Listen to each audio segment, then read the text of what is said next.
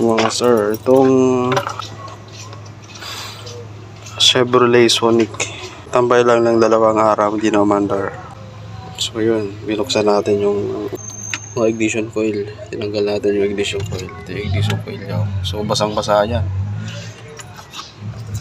So babad na babad sa langis. Ayan.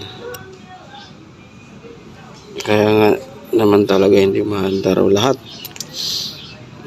Maaaring burn out na yung spark plug seal. Tsaka isa pa dito sa makina na to, nandito yung filler cap ng oil. So kapag nagsasalin ka, maaaring pag tumapon dito, pupunta dito. Kaya kailangan maingat yung mag-change oil dito. Yan, dito naman mapupunta yan. Okay.